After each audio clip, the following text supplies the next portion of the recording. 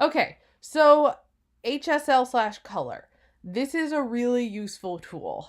What it's telling me, it's breaking down the colors in my photograph and it's actually letting me manipulate the hue, saturation, and luminance of each color. So you can spend a lot of time doing this. You can see it goes red, orange, yellow, green, aqua blue, purple, and magenta.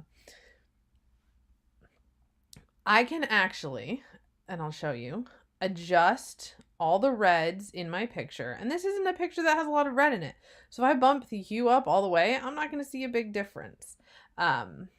Same thing with saturation. I don't really see a ton of stuff going on. Same thing with luminance. Oh, you can kind of start to see it there. This picture has a lot of green in it. So I'm going to go ahead and jump down to that one.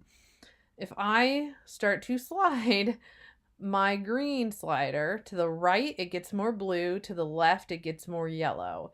I can actually change the green this way. I can decide, you know what, let's play around. I want this to feel a little bit more astroturfy.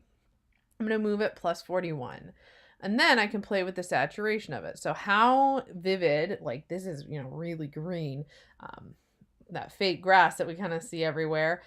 Or I can take the saturation out completely, well, almost completely, and it's really muted here. So this starts to become about what you want from the photograph. If you want this to feel like an alien buffalo landscape, and these guys are just, lost on their home planet, then I might bump the saturation up to 100. But if I want it to feel like a bleak picture, like maybe there's something, I'm thinking about history, it feels like I've gone back in time, I might take the color down a notch. But I'm actually going to bump up the saturation just a hair. I'm not going to go all the way.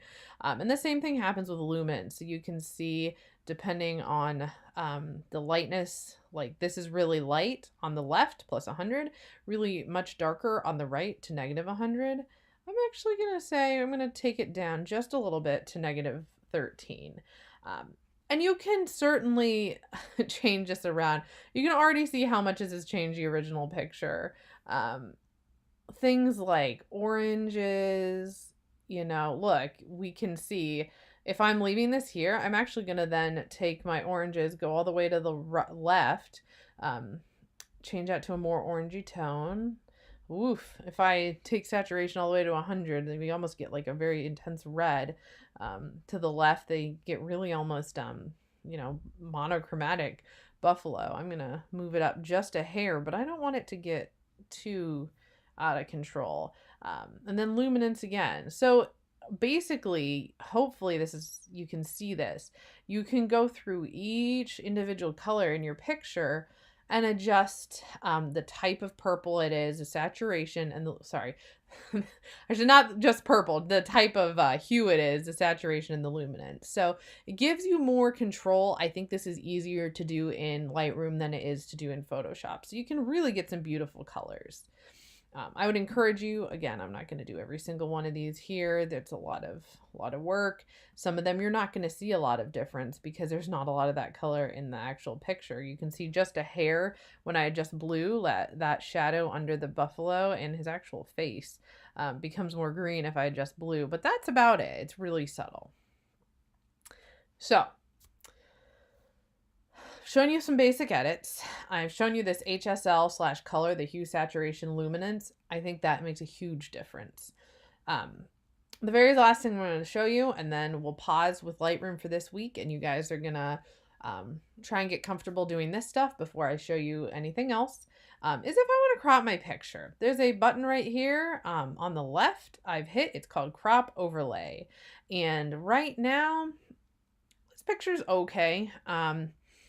I think that I would actually take out some of that negative grass space in the background, and I would bring this in just a little bit more.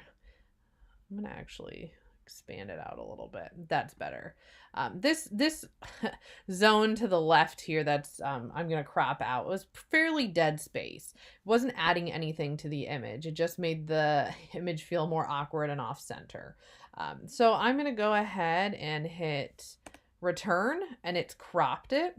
The other thing, if you go back to that crop overlay, you can actually change the angle of your picture. Woohoo! Buffalo gone wild.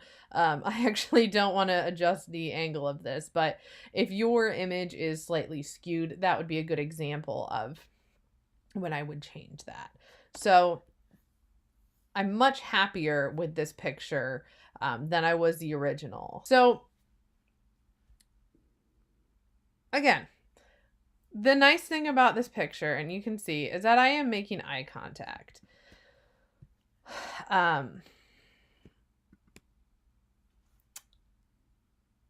This is what, okay, so we'll stop here. There are more fun tools I'll show you, but let's just stop here for now. I'm going to go ahead and file if I want to export this. So now I have to get this off of Lightroom to upload it if I were to upload it. I'm going to go ahead and hit file export. It will let you change. I always change hard drive or keep it as hard drive because I'm always exporting to my hard drive. It will say specific folder. I'm going to find a folder that I want to export it to, and I know I want to export it to that animals folder, and actually it's the second animals folder, obviously. I'm going to choose because I want it to upload there. If I want to put it in a subfolder, I actually can. I'm going to rename this to the custom name. So we're going to say Vivid Buffalo. We're just going to leave it like that. You can actually change, so I can change the type of file under file settings, JPEG, PSD. We don't want it to be Photoshop.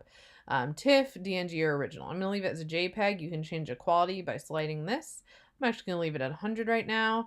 You can, if you want to resize this to width and height, this is where I'm going to do it. So right now this is a 16-inch by 20-inch picture at 300 pixels per inch. It's huge. Well, it's even just an 8 by 10 is going to work. So we're going to resize it to 8 by 10, and we are going to export. And now, hopefully, if I go back to my images, let's find that picture. You guys can, organization is key here. Here it is. It's saved. I can open it up and I can look at it from a different viewpoint. So, this was the original. This is the newly edited version. So, let me just slide out here for you just a second. It's a whole lot better. It's a lot less washed out. There's a lot less dead space is what I keep calling it. There we go. That's better. Yeah, it's really vivid. I could probably knock that green down just a hair. But I actually kind of like it because it really makes, I'm craving that spring greenery all around us. And I think everybody else is. So I think that's why I've gotten kind of crazy with it. So this is why I spend a lot of time on editing with digital photography. It makes a huge difference in your final outcome. So you look at the left image, that final, it's much more centered in terms of value. The color is much more rich. On the right, it was overexposed. It was really bright. I didn't adjust my ISO.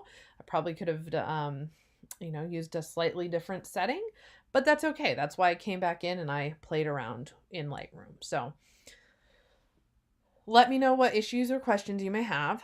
I hope these videos are helpful, and again, just trying to show you guys a couple different tools, techniques, ways to really enhance your photography.